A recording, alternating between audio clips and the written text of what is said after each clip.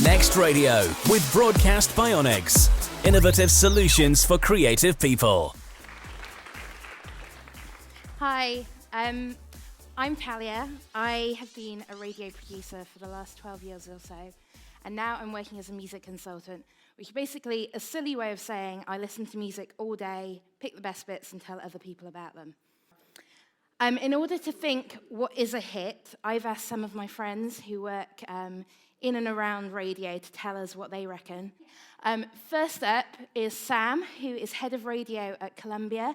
He looks after people like Rita Ora and Mark Ronson. And this is what he reckons you need for a song to be a hit. For a song to be a hit, you've got to get it on the radio. And to get on the radio, you need a great plugger. And also, someone once said to me, "Don't bore us, get to the chorus." I like that. Up next is Jacob, who's one of the producers on Annie Mac's show. I think having a hit song is not just about what it sounds like, although that obviously is important. It's primarily about really good strategic timing and clever management. I think the first thing is it starts with an awareness of the artist and of the project. Having a big launch for the song is important as well. Generally, that starts on radio. So as soon as it's been on the radio, you get it to all the music blogs, and then it's suddenly everywhere in one go. And finally, James, who you might know from radio stuff, but he's talking here about in the context of playing a massive club night on a Saturday night, what's a new song he's going to play? What does it have that makes him want to put that in his set? Like a tune that you can sing along to instantly, even if you don't know it, which is quite hard, but like sometimes you'll hear a track and you'll sing along after like the first chorus, something that's really instantly recognizable, even though you've never heard it before. That for me is a hit, and you know you've done your job properly when you see people in the crowd like holding up their phone, doing a secret Shazam, or coming up to you saying, "What's this tune you're playing?" That's, I think, what makes a hit in a club. I am totally always doing a secret Shazam, trying to hold what I'm doing. I love it. So what you need to make a hit is a killer song, the right timing, so it's got to be the absolute perfect moment if you want to break a new artist to release their new music. You've got to have a great team around you, so your pluggers, your press people, your managers, and you've got to have new fans everywhere around you getting really excited about what they're hearing. A really important thing when you're looking at a song for playlist is what the technically termed plot is around it. And all these songs aren't quite at the stage yet where there's a UK plot. That's what press is going on, what live dates they're doing, the buzz around an artist. So what we've done is taken 5 songs that are big in other parts of the world. So, song 1, I'm just going to give you a little reminder.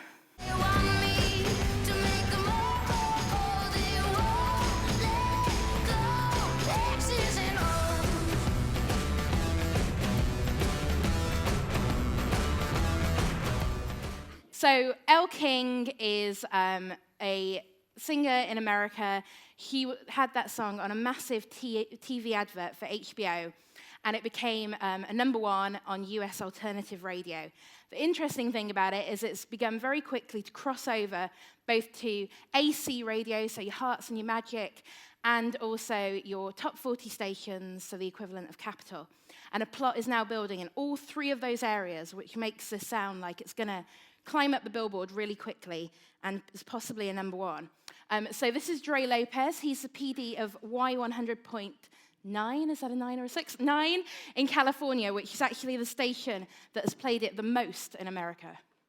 Hi, I'm Dre Lopez. I'm the program director for Y100.9, which is a top 40 radio station out here in Santa Rosa, California.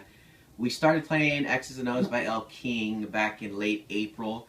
And the reason why we picked it hadn't even charted on alternative yet, but the owner of the station wants me to pick things that I think will be big later and wants to be first on new music. And I felt like that song out of the alternative charts was a very top 40 friendly song because she has a raspy voice and stuff. Once we started playing it, it became #1 Shazammed in Santa Rosa and Windsor, which is basically the county. And then after that, now it's September, it's actually still #3 in one of the cities around here and #8 in Santa Rosa. So that's why I picked Elle King to be on the top 40 station. But we're trying to be on the forefront of all great new music, and that was one of the smash hits that I had picked, and we're happy that we're playing it, and hopefully it goes really high up the chart on the top 40 chart.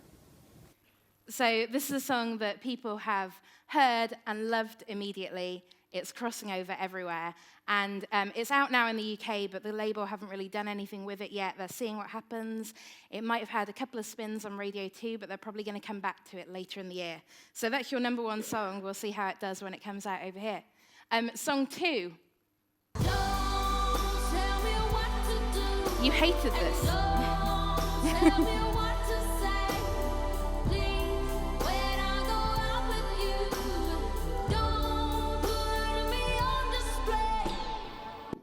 So this song, it's a sample of a Leslie Gore song from the 60s, and it was also used in Dirty Dancing, a cover of it by the Blow Monkeys.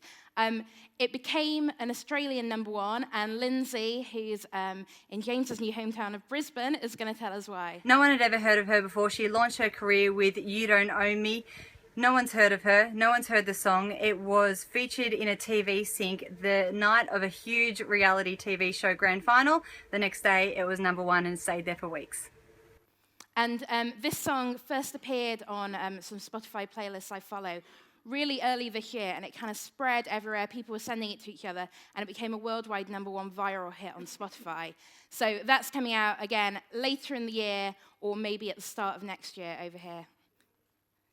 Song 3. It's my favorite.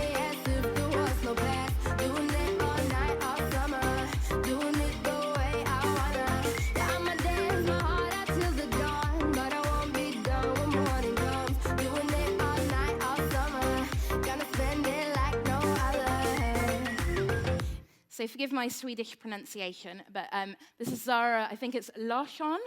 And a song called Lush Life. It was a number one in Sweden. He's a really young star. He's quite outspoken on Instagram and Twitter. Lots of teen fans look up to her. This is Robert from Rix FM in Sweden. Well, what about Zara Larsson? She is one of Sweden's most talented artists. She was actually discovered by Talent Sweden when she was about 10 years old. She's now 17, could be compared to Rihanna. This song, Lush Life, has been really high on the charts all this summer in Sweden.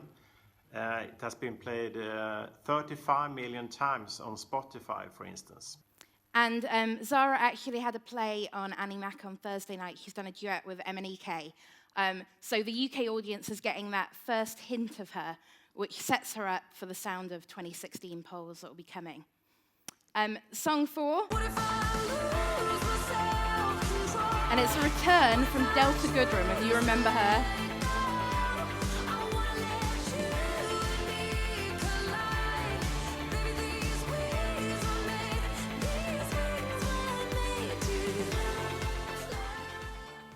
Now, Delta had quite a few hits over here in the early 2000s, but she vanished, and now this is the first international single they've released for her in 10 years.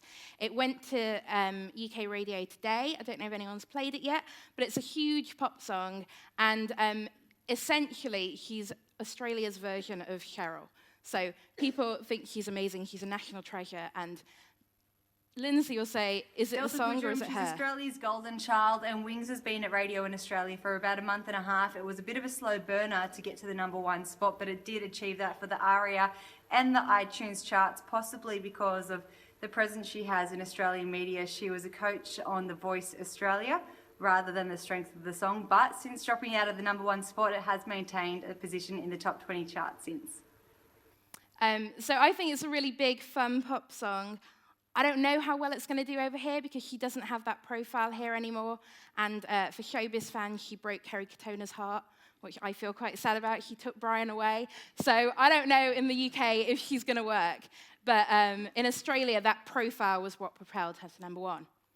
And finally, you may have heard this one.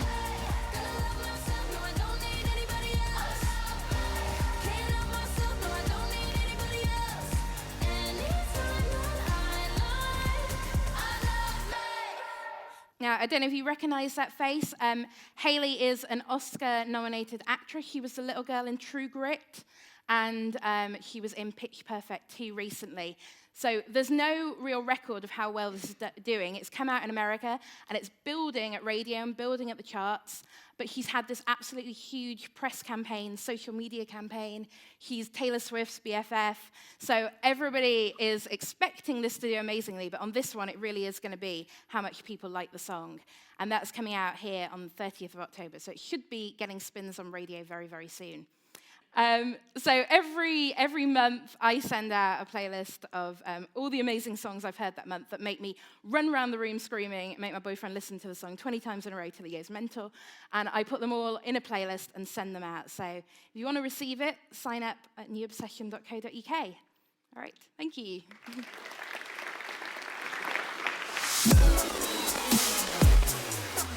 Next.